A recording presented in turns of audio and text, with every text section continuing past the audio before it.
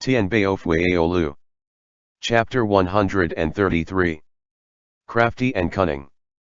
And later, Yeming died, the Dragon King said solemnly.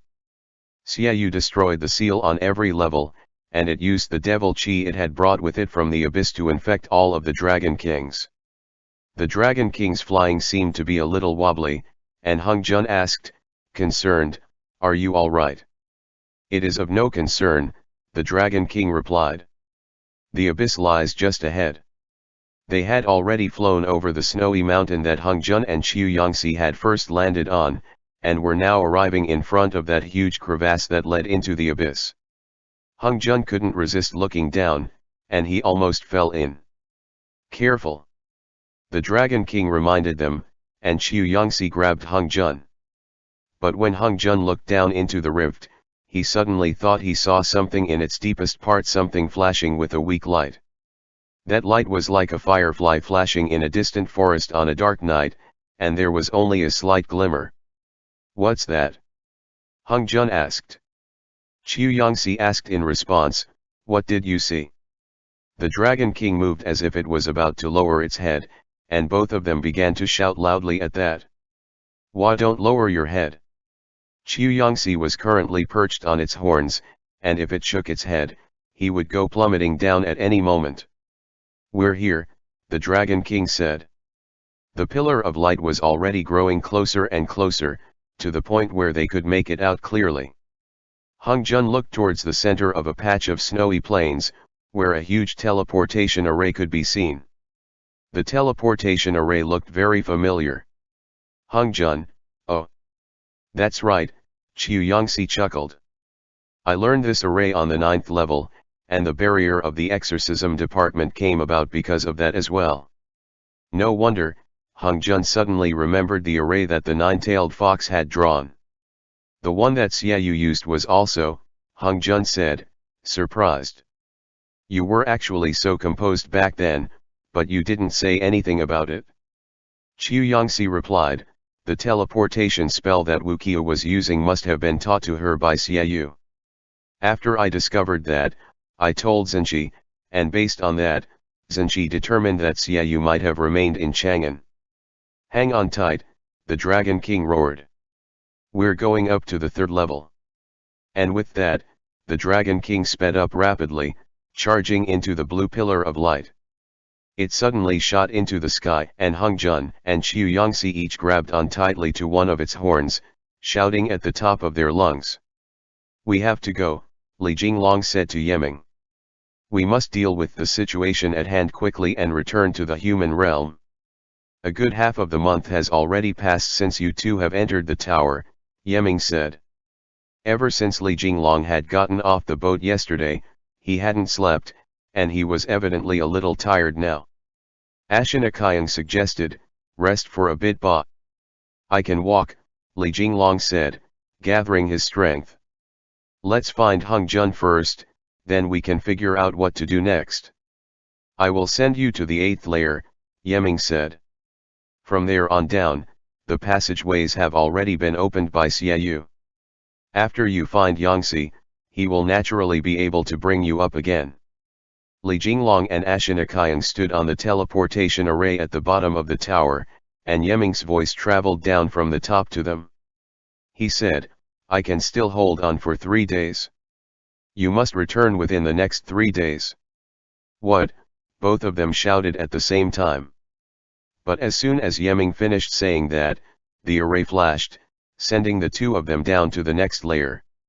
Autumn of the 13th year of the Tianbao era, evening time, Chang'an. After several bouts of rain fell, Chang'an cooled down. The autumn air was crisp and fresh, and the bright moon hung high in the sky. The entire city was blanketed in a quiet stillness. After Imperial Consort Yang washed up, she sat all alone in the courtyard of the Xingqing Palace, looking up at the autumn sky. Ever since her birthday, the rumors surrounding the unexpected disappearance of Yang Quozhong had already spread far and wide, and she had, before Li Jinglong set out, specially made a visit to the exorcism department for that matter. The answer she had received was that her older brother was already dead, and a Yaoguai had taken over his body, just like what had happened with her older sister, Lady Kuakuo. But Li Jinglong promised he would keep this information tightly bottled up, and he would work together with the crown prince to give Yang Kuazhong a proper end. This end would undoubtedly be death, but at least, he would die with dignity. Two Yaoguai had already appeared from within the Yang family, and she didn't know if this was something that had been destined to be or if this was simply due to coincidence, though Li Jinglong had promised time and again that nothing similar would happen to the rest of the Yang family. However, this matter did affect how she looked at her other two sisters. When she looked at Lady Hangu and Lady Qingguo, her gaze was filled with suspicion and fear. As time went on, late every night, she would see Lady Kuakuo's shadow, as if she stood at the head of her bed, haunting her very dreams. This had gone on for a long time, and she felt as if she was going to go insane.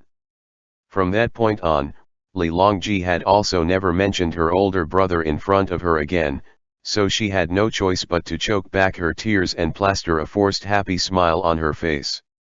What exactly was going on? Why did it seem as if the Yang family had fallen afoul of a curse? Not only was she suffering from this pain, but her clan was as well. She recalled that back in the beginning, her birth father, Yang Xuanyan, had once held the position of the secretary of Shizhong. Later, he was imprisoned, and when he fell gravely ill, he summoned his group of sons and daughters to his bedside, and across metal bars, ordered them to take care of each other, and told them that the Yang family could not end just like this. And back then, her older brother had held the hand of her 10-year-old self as he promised his father he would definitely take good care of their family members. She didn't know if back then, Yang Kuazhong had been the Yao that Li Jinglong spoke of, or if he had still been a human then.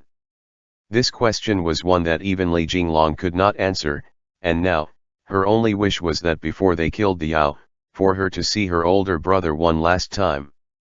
Whether he was a Yao or a human was not important, she simply wished to know. Sometimes, she almost could not hold herself back, and almost went forth regardless to question Li Longji and make a fuss. If Li Longji could give her an answer, then her own life didn't matter.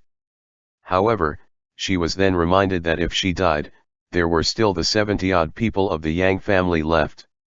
The older Li Longji got, the more difficult his temper was to predict, and if she was thrown into prison, that would certainly then involve all of her relatives that depended on her. She couldn't even have a proper cry, so her days passed in abject misery. She sat quietly under the light of the moon. Suddenly, as the moon shone high in the sky, the world went silent around her, and an autumn breeze began to blow. There was a feeling of slaughter that filled the air, as if she had seen death. When she died, she would hopefully no longer have to deal with so many troubles. Black qi began to pour into the courtyard, but Yang Yahuan simply watched this woodenly. In reality, she had had many dreams, and every dream had begun just like this. The qi gathered into the face of her older sister, who quietly told her to avenge her. "Have you returned again?" Yang Yahuan asked quietly. "I've returned." That black qi gathered into the form of Yang Kuazhong, and Yang Yahuan was immediately startled. Yang Kuazhong's clothes were ragged and tattered, and he looked as if he was a wild, lost ghost searching for his home. He walked out of the garden, swaying from side to side as he approached Yang Yahuan. Yang Yahuan suddenly jolted, before she staggered forward, wailing, "Ge! Madam Consort," a handmaiden asked. With a stagger, Yang Kuazhong fell into Yang Yahuan's arms, and Yang Yahuan instantly snapped out of her daze. She held him as she knelt down on the ground, before looking back. "Don't come outside," Yang Yahuan said calmly. "I had a dream. Let me be for a while." The handmaiden replied in the affirmative. Yang Yahuan knelt on the ground, while Yang Kuazhong, his face pitch black, his body covered in rotting leaves and tree branches, lay in Yang Yahuan's embrace. He lifted his hand, trembling, and said quietly, "I won't be able to live for much longer." Yang Yahuan's breathing quickened, but Yang Qiuzhong simply gripped her hand tightly and said, I want to see His Majesty. Yang Yuhuan turned her head, anxiously looking around at her surroundings, before she looked down again at Yang Qiuzhong, her tears falling on his face.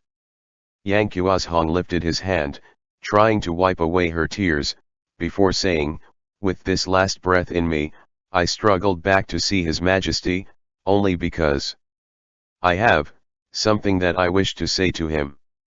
Yang Yuhuan said mournfully, No. No, you must leave immediately. Go, right now. Go. Late in the night, a hubbub spread through the palace. Guards holding torches stood 3 rows deep around the rear palace that the imperial consort lived in. Li Longji hurried over swiftly, Li Guiyan following behind him. Li Longji pointed outside the hall, gesturing for Li Guiyan to wait for him there. The Marquis of Yadan said, Zhen is the ruler of this country, why would Zhen be scared of a Yaoguai? Li Longji replied. Li Guiyan had no choice but to wait outside, while Li Longji stepped into the palace. As soon as he walked in, he saw Imperial Consort Yang sitting by the bedside of Yang Qiuzhong, who was lying on the bed, his robes in tatters. Li Longji looked at the scene silently. Imperial Consort Yang's beautiful face was streaked with tears, and she was crying so hard she was incoherent. You've come, Emperor of this mortal dust, Yang Qiuzhong said tiredly, his eyes shut. Li Longji sucked in a deep breath. When he was faced with this familiar visage, he actually could not bring himself to point his finger at him and condemn him, because this man's smiling face seemed to float in front of his eyes. What you coveted, in the end, was still the lands of Zhen's great Tang, Li Longji said. And yet, at what point were you able to forge on without me? Yang Qiuzhong asked slowly. To tell you the truth, in the beginning, I was indeed a little reluctant. From now on, in the historical annals for thousands of years hence, they will only curse my name, not yours. And how many of those who became emperors were able to be perfectly forthright in all their actions, acting with only kindness in mind? You are nothing more than half a saint and half a, forget it. A mutual understanding had been struck between lord and vassal. In these past years, Yang Qiuzhong had taken on much infamy on Li Longji's behalf. If he hadn't enriched his coffers on Li Longji's behalf, the royal treasury of the Great Tang would not have reached the level it was now. Historically, a ruler whose duty was to maintain the prosperity of his dynasty always had quite a few disloyal ministers under him. As the condemnation of the Yang family had grown louder and louder in recent days, only Yang Qiuzhong understood that Li Longji was nothing more than a mortal, and since he was a mortal, he had a mortal's 7 emotions and 6 passions, a mortal's avarice and obsession. And he, Yang Qiuzhong, was to be nothing more than Li Longji's shadow. Li Longji said solemnly, you were that black dragon in the Jing River. That's right, that was me, Yang Qiuzhong said tiredly. I will be leaving presently, and this body will be returned to you. From now on, in this world, we will never meet again. Though I wished to steal your peaceful human lands, I also once saw you as a friend. Goodbye, Emperor of the Great Tang. And as they spoke, black qi billowed out of Yang Qiuzhong's body. Yang Yuhuan let out a noise of surprise, and Li Longji immediately grabbed her wrist and pulled her backwards. Your tribulation does not lie with me, Yang Qiuzhong said in the end. It lies with En Lushan. As he finished speaking, his arm slowly fell limply to hang off the side of the bed. There was suddenly the roar of a dragon, and it swept through the room like a wild wind, as if some formless thing was dissipating into nothingness. The black qi dispersed explosively, before slowly floating upwards, rising into the sky. Li Guiyan could no longer heed that command to stay, and he charged in, moving in front of the emperor and his consort. The ring on his finger glowed with a red light, and the sacred flame billowed forth, circling around the 3 of them. After the black qi dissipated, it revealed the face of Yang Qiuzhong lying on the bed. The autumn wind came blowing in, lifting the sheer drapes in the palace. Li Longji numbly watched this all happen. The moonlight shone into the palace, landing on Yang Qiuzhong's face. Li Guinian slowly strode forward, reaching out to test the pulse in Yang Qiuzhong's neck. After a long time, there was a faint thump from that pulse point. Deep under the Daming Palace, the black Qiao curled up in a ball of flames as from the black Qi around it appeared Wu Qiu, Fei Ao, and the shapes of other Yao. This trick was truly too dangerous, Wu Qiu said coldly. What if they actually put that physical shell to death? Xiaoyu replied darkly, that will not be an issue. Li Jinglong is not in Chang'an, as I have already tricked him into the tower. When that shell wakes again, it will be immortals, and Li Longji will be unable to issue the order to kill me. But you also have no way to return to that body, Wu Qiu replied. The soul melding spell is very difficult. If it wasn't for that fact, Yu Zeyun wouldn't have been sealed away by Kong Xian back in the day either. Wait, Xiaoyu said. What I require is still devil qi. Wu Qiu, how long do we have to wait? We will wait until An Lushan acts first, Xiaoyu said. As long as the heart lamp exists in this world, I will still be the final winner. There was a flash of light, and the Dragon King, bearing Qiu Yangxi and Hung Jun, appeared on the third level. Hung Jun immediately felt a wave of heat rush over him. This place is the hell of the sacred flame, the Dragon King said, still giving off an icy coolness. This is where the Flame Jiao and the Fire Dragon King are. All around them were volcanoes, and magma bubbled along under them. Hung Jun said, first it was cold, now is hot, we'll get sick at this rate. I've done my best, the Dragon King replied. There is another Dragon King standing guard here, and back in the day, it too was corrupted by the devil qi that Xiaoyu brought with it. We must avoid it. What is its name? Hung Jun asked. I really cannot remember, the Dragon King replied. Hung Jun sat in front of its horns and remarked, not only are you unable to remember your own name, you also aren't able to remember the names of other dragons. The Dragon King said in reply, back then, when the 7 great Dragon Kings entered the tower, the deal that we struck was that we would forget our own names. Hung Jun asked curiously, why?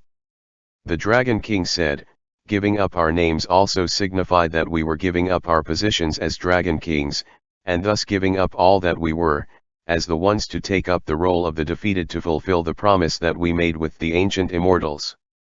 But, Hung Jun thought for a bit, before he vaguely seemed to recall something. Qiu Yangxi said, to dragons, their names hold special meanings. Xiao, on the other hand, actually don't have names. But Xiaoyu does, Hung Jun said. That was the name that Yeming bestowed on it, the Dragon King replied. I seem to, Hung Jun remembered something.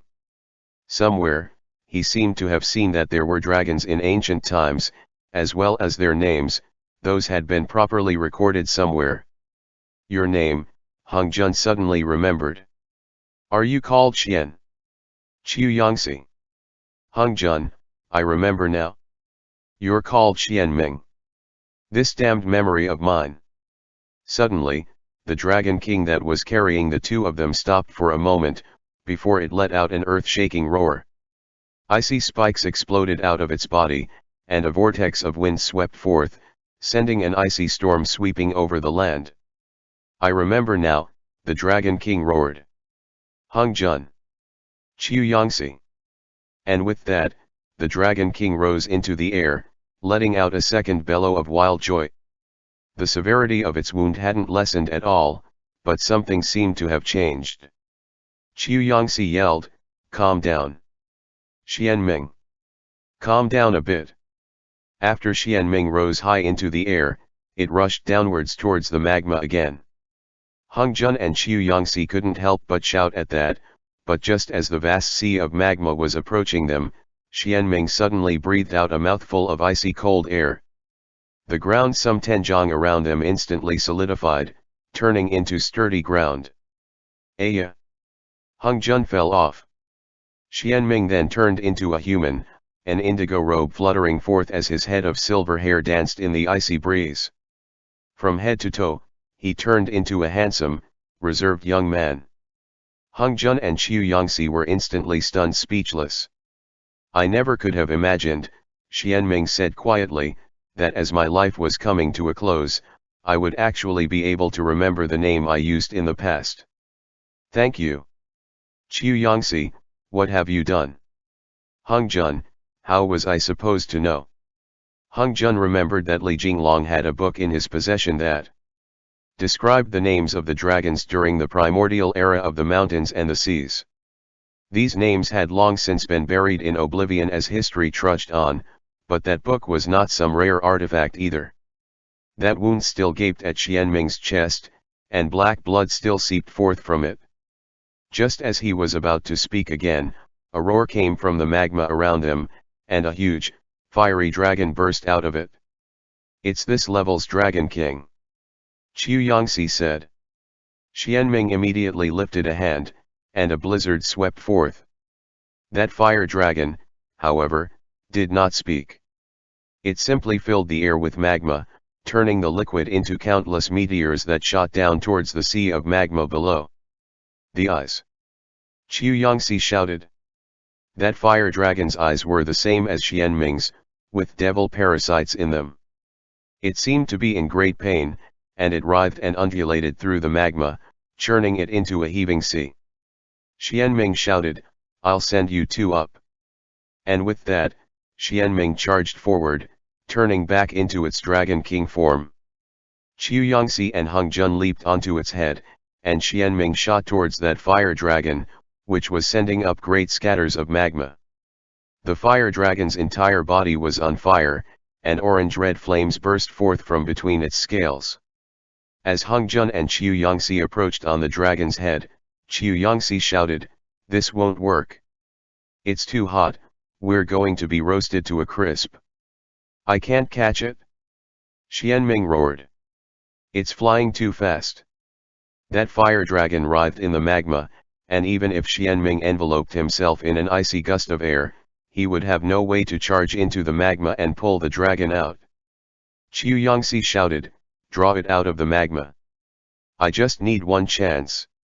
Xianming drew in a breath, before spewing out a burst of snow towards the magma. That fire dragon charged forward, turning around and spitting a mouthful of blazing flame at Xianming. With that, Qiu Yangxi waved his brush, and he shouted, go. Everything around them turned into ink, and the falling meteors stacked together. That fiery dragon turned into nothing more than a shadow puppet, unable to dodge left and right, it was only able to retreat backwards.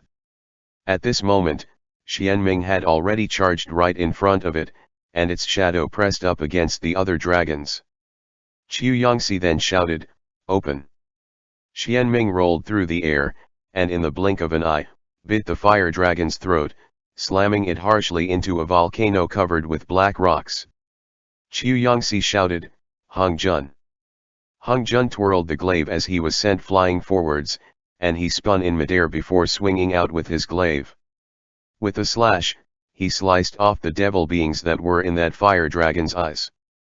The two devil beings bellowed hideously through the air, before they were captured by Qiu Yangxi. The fire dragon let out a pained bellow as the mountain that Xianming slammed its body into collapsed, and it fell onto the black rocks. Xianming turned into a human, his body was racked with pain. He pressed one hand to his chest as he staggered and almost knelt down on the ground. Hung Jun and Qiu Yangxi were sent flying, and they hurriedly turned back and raced towards Xianming. Xianming, however, waved a hand to indicate that he was all right, and for them to check on the fire dragon. The fire dragon king's eyes were leaking large amounts of black blood, and when that blood fell on the rock, each drop instantly evaporated. The temperature in the volcano was blazing hot. Hung Jun and Qiu Yangxi's hair curled from the heat, and when they approached, the two of them both studied that unmoving fire dragon king. What is its name? It seems to be called Yinghuo. Hung Jun said, dazed. End chapter. Tianbao Fu Yao Lu. Chapter 134. Traversing Mountains and Rivers. At the same time, Li Jinglong and Ashinakayan were dodging between bolts of lightning. The sky rained down a wild storm of lightning around them, and across the desolate hills, ear-splitting cracks of thunder echoed in their ears. "I'm about to go deaf." "What did you say?" Li Jinglong and Ashinakayan could only figure out what the other was saying by reading the way their lips moved. Lightning forked wildly across the sky, and a jiao that had come out of nowhere rushed downwards, roaring as it spat lightning to attack the two of them. Instantly, Ashinakayan somersaulted through the air. He began to glow brightly, and flames burst into existence as he summoned the war god Barum, rising into the air as he did so. Li Jinglong. Right then, the image of Barum behind Ashinakayan spread out its arms, two whips of fire crackling through the air. They wrapped around that green jiao, attacking the two of them, and although the green jiao struggled furiously, wriggling wildly to escape its bonds, the fiery whips in Ashinakayan's hands coiled tightly around it. He roared, "Down with you!" The green jiao fell to the ground, and Li Jinglong sprinted before leaping into the air, grabbing that green jiao's horns. Ashinakayan then shouted, as if he was riding a horse, "Up!" He fiercely yanked the fiery whip backwards, pulling the green jiao high into the air, where it flew through the lightning and headed towards the huge pillar of light in the distance. "It's time to change the moniker of the dragon-subduing saint. It would be better to hand it over to me." "I don't mind, but you have to go ask old Chu." With great effort, Li Jinglong clambered up the green jiao's back, and he and Ashinakayan crossed the 8th level filled with lightning and thunder just like that, as they flew towards the teleportation light pillar. Far in the distance, a huge dragon, its entire body crackling with lightning, roared as it came charging towards them. "Hold on tight!" Ashinakayan roared. That huge dragon's horns were wrapped in a thick fog as it sent forth a burst of lightning that blanketed the sky above the valley. The lightning first flew into the air, before it then forked to strike at the ground. The 8th level was very small, and it could only contain a few green jiao as well as that lightning dragon king that flew around that area. In the blink of an eye, that dragon king was already almost upon them. Ashinakayan tugged on the fiery whips, making that green jiao roll over, and in the instant that they brushed on past the dragon king, Li Jinglong suddenly saw that there were two devil creatures bellowing hideously amidst the black chi enveloping the horns of the dragon king. He let out a loud shout as he was almost thrown off. Ashinakayan forced that green jiao higher into the air, and the lightning dragon king came charging back again. "Charge right at it!" Li Jinglong roared. "Don't dodge!" Ashinakayan. Li Jinglong let go of the jiao's back, and he swiftly ran along the jiao's body to its head, where he kicked off into the air. He touched down on Ashinakayan's shoulder, and as Ashinakayan's body dipped, Li Jinglong leaped on past to stand right at the front of the jiao's head. The two of them steered that green jiao along, not deviating from their path even the slightest, as they went rushing straight for the lightning dragon king. Lightning gathered along the dragon king's two horns, and they glowed with an electric blue-purple glow. The energy crackling through the sky was gathered up in its horns, and the world fell silent as all of that power immediately disappeared. The electricity on the horns, however, kept heading upwards, turning a blinding red-orange. It would strike at any moment, and as soon as it did, that lightning would zap them into ashes. Ashinakayan shrieked, "Heavens have mercy! I haven't met an adopted ditty yet. Zenshi. I don't want to die just yet." But right at that very moment, Li Jinglong rotated the sword of wisdom he had in his hand, and with a loud shout, he sent forth a glowing beam of light. That beam of light shot forward, engulfing the lightning dragon king. The dragon king had no way to dodge that, and it suddenly bucked in the air as it let out a wild roar. The green jiao and the dragon king swiped each other as they passed. Behind them, lightning exploded forth, blowing up the mountain. Thousands of pieces of rocks rose into the air, before lightning forked between them and blew them into even smaller pieces that then plummeted towards the ground. They were surrounded by a sea of electricity, and Li Jinglong had no way to communicate with Ashina Qiang as they were tossed towards the ground. But as all of that was going on, Ashina Qiang cracked his whip and coiled it around Li Jinglong, pulling him back, as he forced that green jiao to turn and charge into the pillar of light. With a huge boom, the two of them, the green jiao, and countless scraps of rock were sent together to the 7th level. On the 3rd level, the Fire Dragon King's eyes were covered with a black cloth, and he was clad in a red robe. He lifted one hand towards that boundless sea of magma, and black obsidian immediately rose out of it. Qiu Yangxi went first, then Xianming, and finally Hung Jun.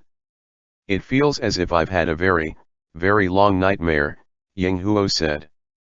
"When I woke from that dream, I remembered the name that I once bore." From time to time, Hung Jun would turn, unable to help himself from looking at Ying Huo. His fiery red martial robes reminded Hung Jun of Chongming, and his bleeding eyes made him look a little like Yuan Kun. When Hung Jun saw him, he suddenly felt a vague bit of sadness in his heart. He had been away from home for too long. How was Chongming, up in the Taihang Mountains, now? After hearing Yeming's story, Hung Jun remembered, again and again, his adopted father, who remained in Yejin Palace. At this moment in time, he even felt a bit guilty. After he had Li Jinglong, he had completely tossed all thoughts of his adopted father out of his mind. "It is all right," Ying Huo said, as if he could tell that Hung Jun was looking at him. Ever since they had entered the dragon subduing tower, the phrase they had heard the most often from the Dragon Kings was "it's all right." Xianming had said that, and Ying Huo was now also saying that. "Why are you constantly looking at him?" Xianming asked.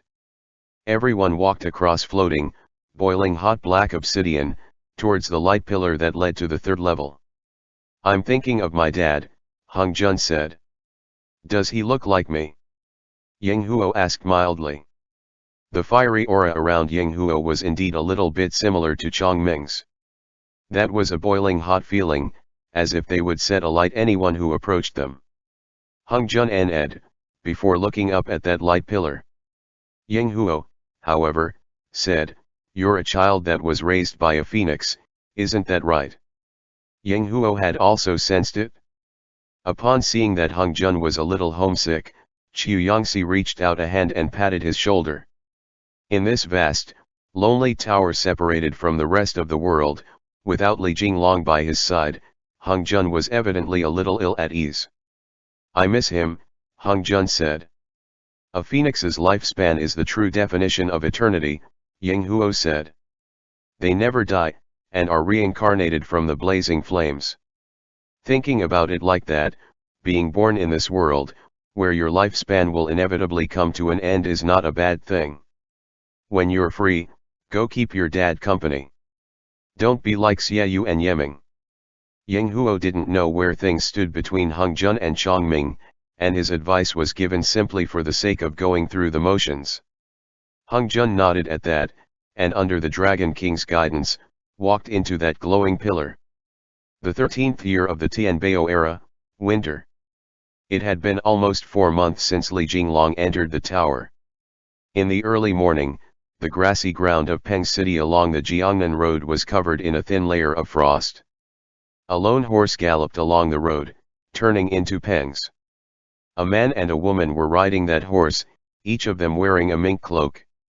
The man's visage was handsome, as beautiful as that of a woman's.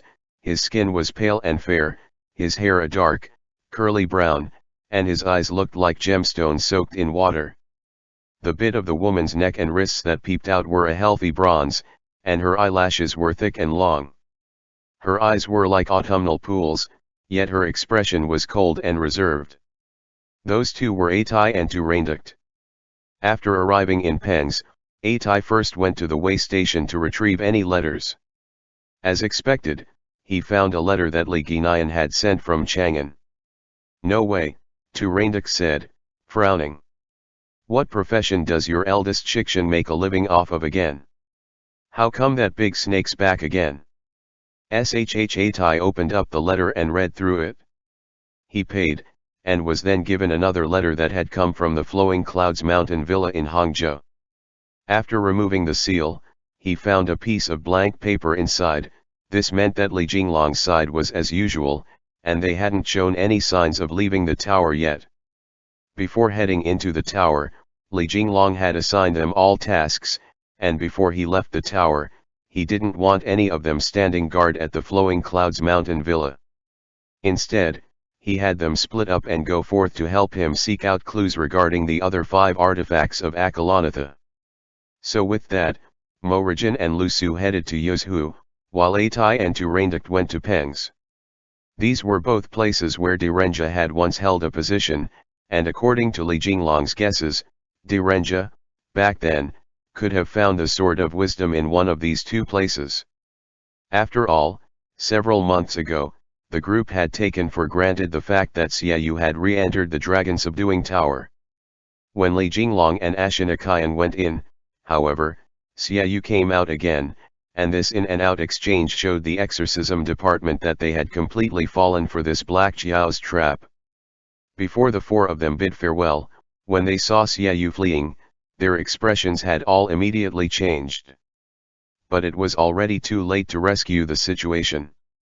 After a brief discussion, Mo Rijin pointed out that since Xiaoyu had escaped, he evidently did not know that Li Jinglong had planted Li Guinayan in Chang'an as a defensive measure. If it were to return to the capital, it would simply be falling back into a trap. And the situation within Lushan was unclear. What was more important was finding out the news from Yuzhu, so with that, Mo Rijin decided that they would stick to the original plan. As early on as when they first came to Jiangnan, Li Jinglong had formulated their movements for the next year. Their main goal was to find the artifacts of Akalanatha. At the same time, they would try to find out any news about Lushan's movements after he fled Chang'an, and also figure out a way to sneak into Yuzhu. The 4 of them formed 2 teams, and they headed off separately. Atai set his search boundary along the Jiangxi road, and he began to search and find out news about Direnja's movements. 3 months ago, Li Guinayan had sent his first letter. Yang Qiuzhong had returned to the court. Not only had Li Longji not listened to Li Jinglong to let Li Guinayan take care of him, he had even allowed Yang Qiuzhong to remain in the Xinqing Palace to recuperate from his wounds. Things aren't as simple as you think they are, Atai said to Turanduct. Xiaoyu seems to have died already, or it could also be said, it has, through a clever bit of trickery, re-established the Emperor's trust in him. Turanduct looked at the letter in Atai's hand, and she said, I can't read Han characters. Read it to me. Atai shrugged helplessly in response. Eldest Chixiang only wrote that much. He'll keep up his observations, but he's telling us we don't need to hurry back. After Yang Qiuzhong returned to the Xinqing Palace, Imperial Consort Yang interceded and successfully managed to have his life spared. Li Guinayan did all that he could, but no matter what, he could not determine if there was any Yao Qi still left in his body. Yang Qiuzhong also seemed to have forgotten many things, and he remained in Xinqing Palace, recuperating from his wounds, avoiding attending any court sessions. With this, Yang Qiuzhong had stepped out into the light. Though this was a risky gambit, Li Jinglong was currently stretched thin and didn't have the time to deal with him right then. The exorcism department had no choice but to take things for how they were. We'll think of a way after Zhenji exits the tower, Atai said in the end. To tell you the truth, I don't believe that Xiaoyu would give up his physical body so easily. We'll investigate the Zhangzhou estate today. Can we find anything? Turanduct was already a little bored.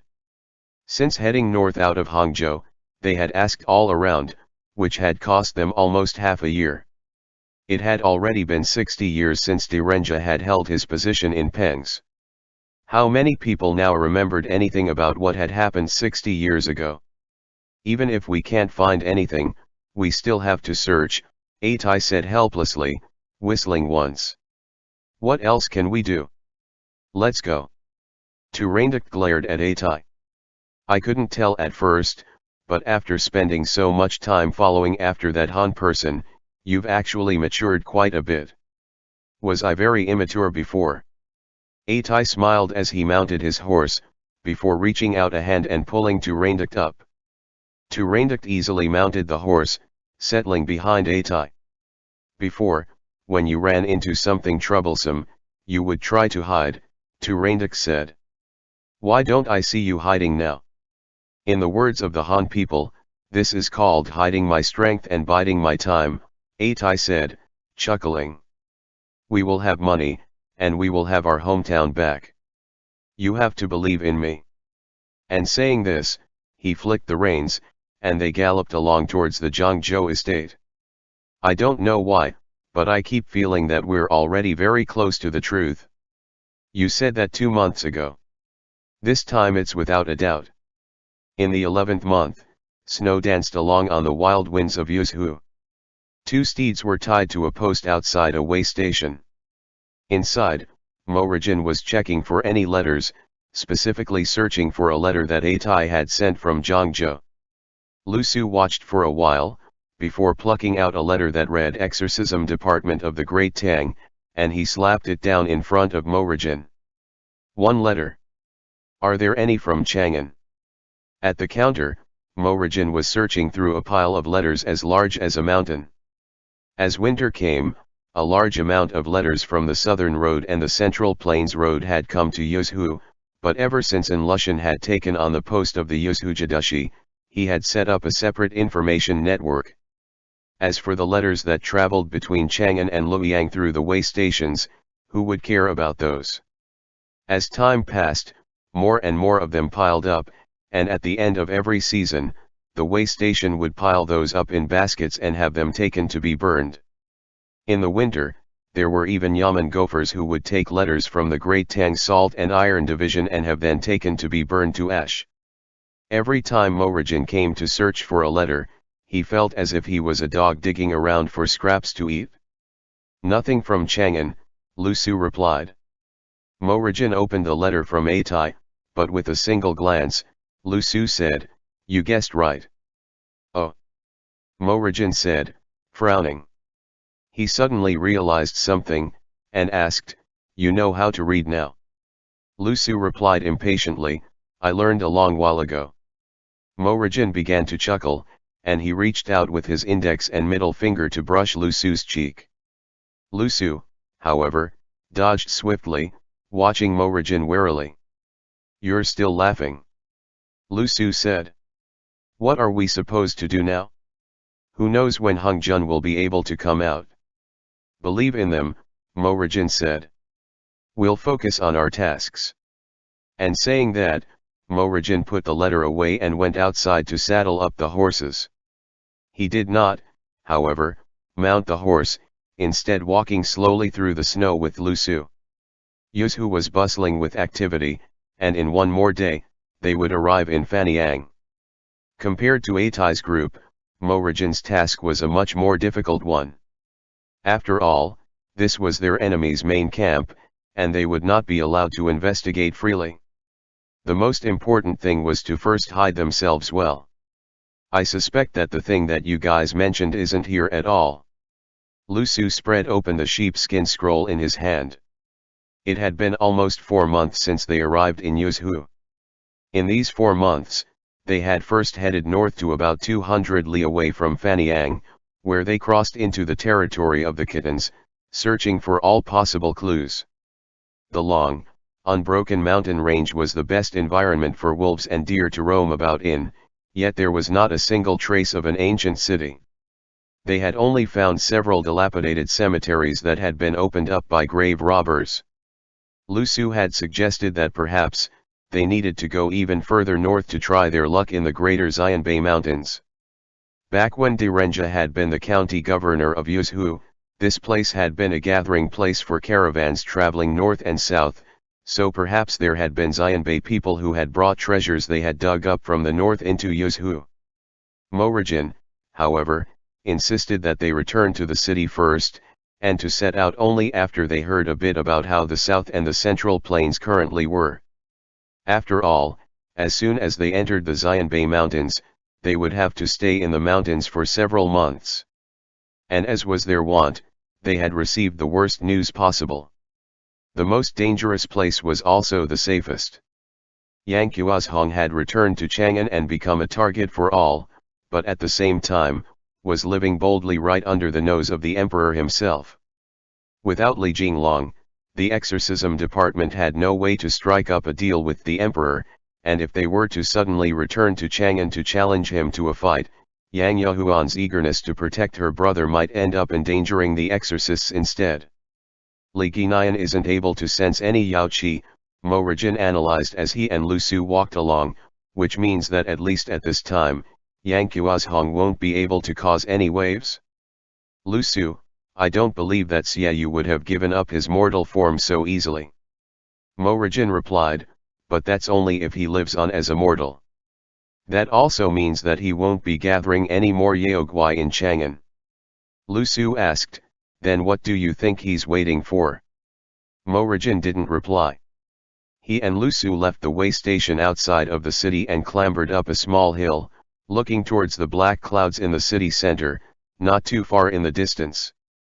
That cluster of black clouds blanketed the entirety of the city of Yuzhu. That was the dense smoke from the smithies crafting steel day and night.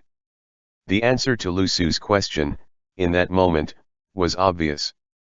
Mo Rijin said, let's go into the city and take a look. After leaving Hangzhou, Lu Su hadn't defied Mo Rijin's will at any point in this journey, just like how Hung Jun followed along at Li Jinglong's side.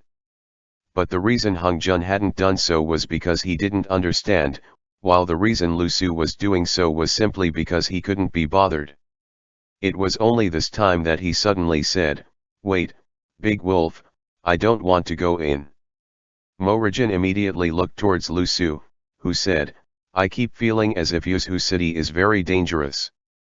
Let's not go. The Yao Qi is filling the air, Mo Rijin said. You stay here, I'll be right back. Immediately, Lu Su grew incensed. He had said so only because he was trying to be tactful, he didn't want Mo Rijin to rashly charge into danger, but with his actions now, who did Mo Rijin think he was? His expression grew dark, and he said, no way. Will you watch over me then? Mo Rijin turned his head back with a smile, before he flicked the reins and charged down the mountain slope, entering the city of Yuzhu. End chapter.